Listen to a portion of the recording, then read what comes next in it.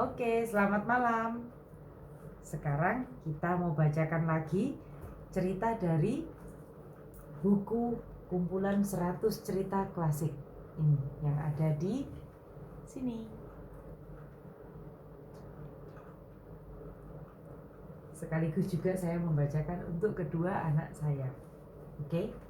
Dan cerita yang dipilih malam hari ini adalah tentang mitos dan legenda.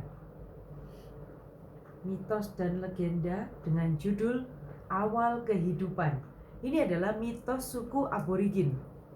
Dan ini adalah gambarnya. Buat kalian yang mendengarkan podcast saya, selain di podcast, saya juga upload ini di YouTube channel saya dengan nama Ellen Anastasia. Jadi jangan lupa subscribe, pencet tombol lonceng, kemudian like, share, dan komen, karena berbagi itu menyenangkan. Dan juga membuat kalian bisa update, mendapatkan selalu video-video terbaru, dan membuat saya tetap semangat untuk menciptakan video-video baru. Oke, ayo kita mulai ya ceritanya. Ini adalah kisah tentang masa penciptaan.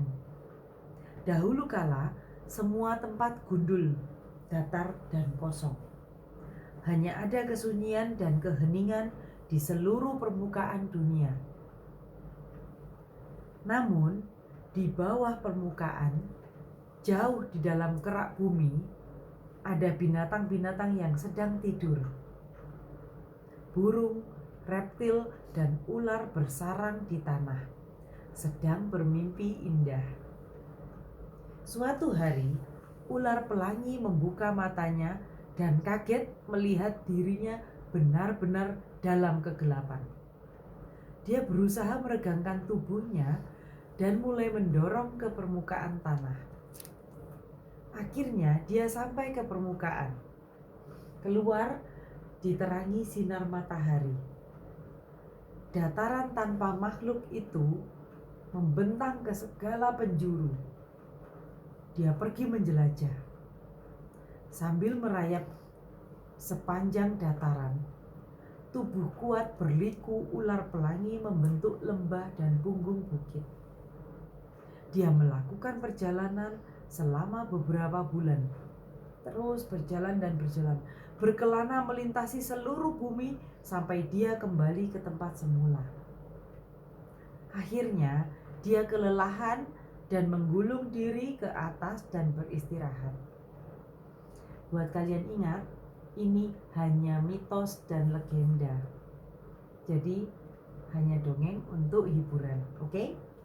Ingat itu ya, jadi bukan sesuatu yang nyata. Setelah tidur panjang, kita lanjutkan ya. Setelah tidur panjang, ular pelangi tersebut teringat makhluk-makhluk lain yang masih tidur jauh di dalam bumi. Dengan sekuat tenaga, ular pelangi memanggil semua makhluk itu.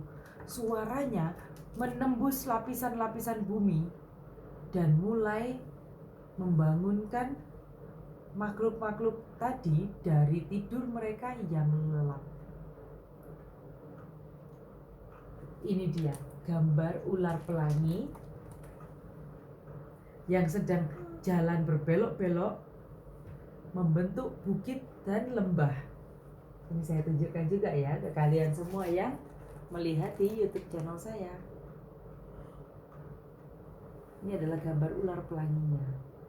Secara gambaran bagus ya. Jadi dia berjalan berbelok-belok membentuk bukit dan lembah. Karena saking panjangnya dia. Oke, kita lanjutkan lagi ya ceritanya. Oke. Kataklah yang pertama kali bangun.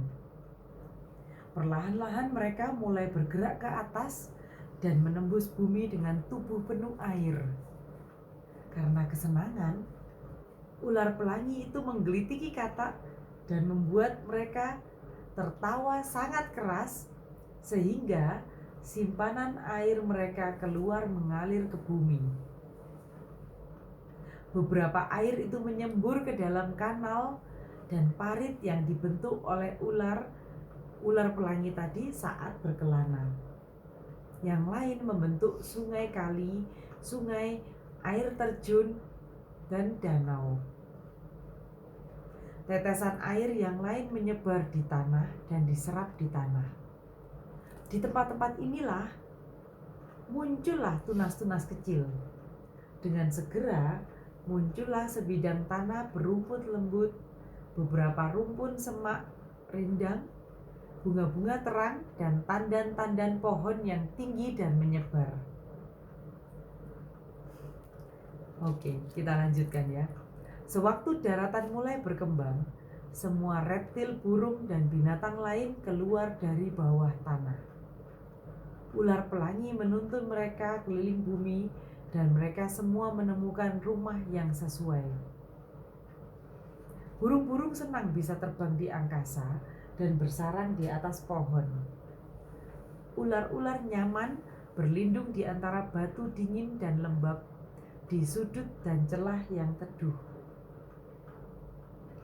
Ular pelangi dikenal sebagai ibu kehidupan. Dia menetapkan aturan sehingga semua makhluk dapat tumbuh bersama dan bumi tetap ada selamanya. Walaupun berlalu, ular pelangi memperhatikan beberapa makhluk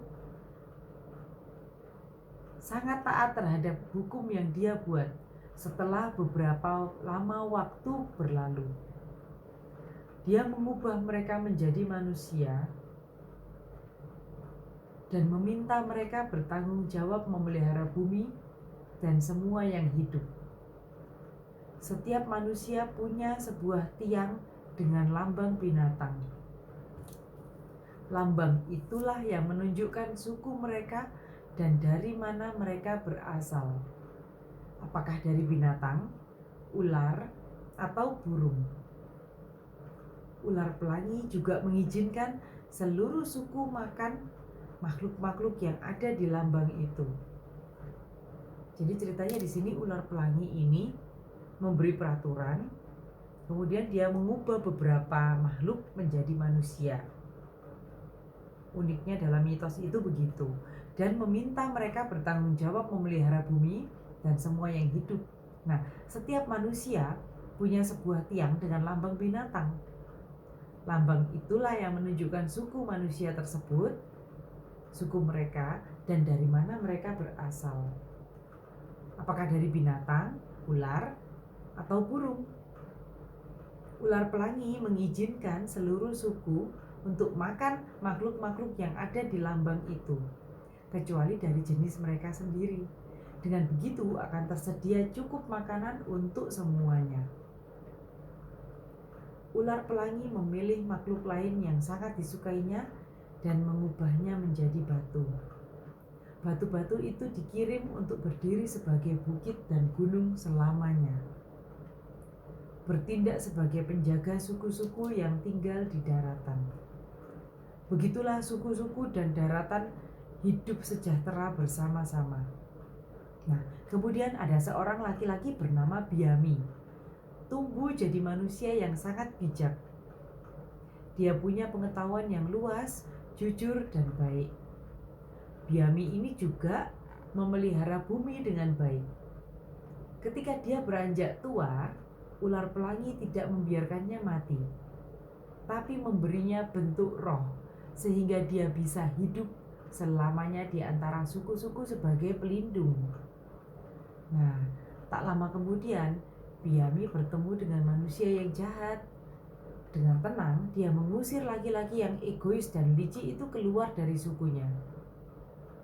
Karena diusir, laki-laki itu jadi sangat marah dan dia menggunakan semua akalnya untuk mengubah dirinya menjadi roh.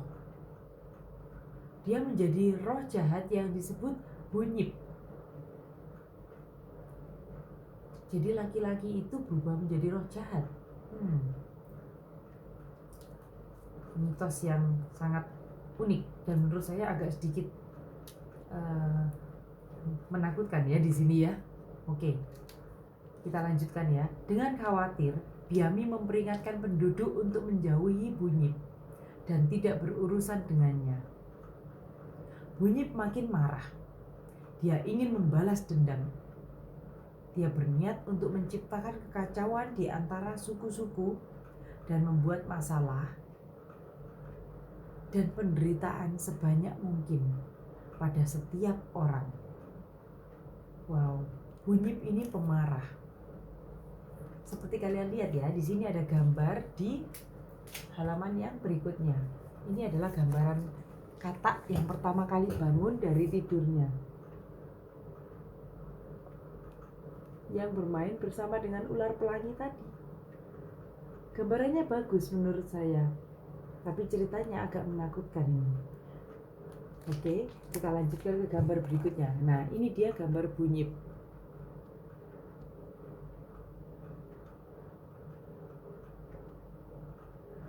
Nah, ini gambar Bunyip ini menjadi makhluk yang jahat, roh yang jahat yang tinggal di bumi yang masih penuh dengan hutan, seperti yang ada di gambaran ini. Oke, kita lanjutkan ceritanya ya. Saya tidak terlalu suka menunjukkan gambar yang menakutkan dan menceritakan lebih detail lama-lama, tapi saya akan teruskan ceritanya, dan ini sudah hampir berakhir. Bunyip itu pemarah dan iri hati. Dia mengancam akan mencuri anggota suku apapun dan melahapnya. Sejak itu, semua orang takut bertemu Bunyip. Bunyip mengintai di tempat-tempat yang suram dan terpencil, seperti lubang air dan hutan hujan tropis, untuk membujuk para pejalan kaki menuju kematiannya. Dia senang merenggut dan memakan anak-anak, serta menjerat orang untuk menjadi budak kejahatan selama-lamanya. Sampai di sini ceritanya, dan ini hikmat yang bisa kita ambil dari cerita ini adalah, ya, kita harus menjadi orang yang menebarkan kebaikan. Menurut saya sih begitu. Jadi ini adalah mitos dari suku Aborigin. Suku Aborigin itu ada di Australia ya, suku Aborigin. Nanti saya akan cari, tapi kalau tidak salah seingat saya seperti itu. Ya, namanya mitos dan legenda.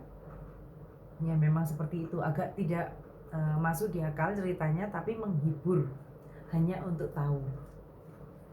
Ini dia, ini masuk kategori mitos dan legenda.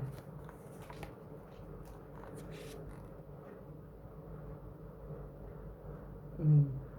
Oke, sampai di sini dulu ya ceritanya hari ini dalam seri 100 cerita klasik. Besok-besok saya akan carikan cerita yang lebih menyenangkan, yang lebih membawa bahagia. Oke? Terima kasih buat yang sudah mendengarkan, dan anak-anak saya juga sudah tidur. Biasanya memang juga begitu, tidak sampai habis ceritanya sudah tidur. Oke, selamat malam semuanya. Selamat beristirahat. Buat semua yang mendengarkan, teman-teman, anak-anak, semoga cerita ini bisa menghibur kalian. Selamat beristirahat, mimpi indah, dan semoga besok bisa bangun pagi dengan tubuh yang segar, kuat untuk beraktivitas kembali. Bye-bye.